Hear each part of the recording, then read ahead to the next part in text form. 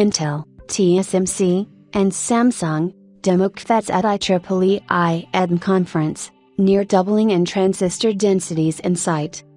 Last week at the IEEE International Electron Devices meeting, the world's top 3 semiconductor foundries, TSMC, Intel Foundry Services or IFS, and Samsung Electronics, demonstrated their respective approaches to an evolutionary new transistor device called the CFET, or complementary field effect transistors.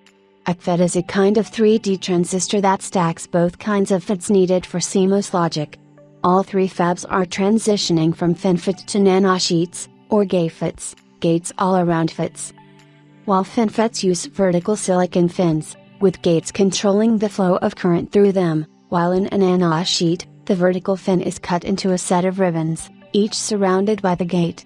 A CFET is essentially a taller nanosheet device in which uses half of the available ribbons for one device, and the other half for another. This device builds the 2 types of transistor, NFETs and FETs on top of each other, in an integrated process. CFETs are the evolutionary next step to conventional GAFETs, and it's predicted to enter mass production only 7-10 years from now. By that time, the industry will begin to feel the pushback from technological barriers preventing development beyond 10 angstrom class nodes. At IEDM 2023, each of the big 3 foundries showcased their latest developments in the field of CFETs. Intel Foundry Services showed off the simplest device made with CFETs, an inverter. In semiconductor jargon, a CMOS inverter sends the same input voltage to both of the ribbon devices in the stack, producing a logical inverse of the input. Intel achieved to pull off an inverter on a single fin, that is a single CFET, with its single fin cut into ribbons.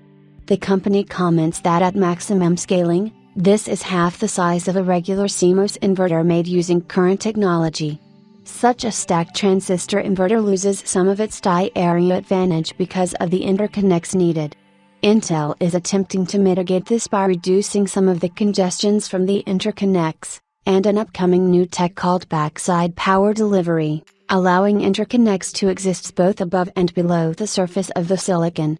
With this, Intel hopes for a contacted poly pitch or CPP, distance between 2 transistors, of 60 nanometers. Today's 5 nanometers class foundry nodes have a CPP of 50 nanometers, but that's using simple FinFETs with one-sided interconnects. Samsung refers to its CFET as 3D FET or 3D stacked FET. Without divulging too many technical details, the company is claiming a CPP of 48 nanometers to 45 nanometers, or practically the same as the 50 nanometers CPP of FinFETs, but with around 2x the density increase since it's 2 transistors per device. Samsung is betting big on a method of electrically isolating the sources and drains of the stacked FET and FET, without which the device leaks current. The sauce behind this isolation is a new dry type etching technology instead of a wet chemical-based one, leading to an 80% boost in yields of good devices. Samsung is using a single nanosheet in each of the paired devices, instead of Intel's 3. TSMC too is claiming a CPP of 48 nanometers, which is similar to that of Samsung. The Taiwanese fab is innovating a new form of dielectric layer between the top and bottom devices, to keep them electrically isolated.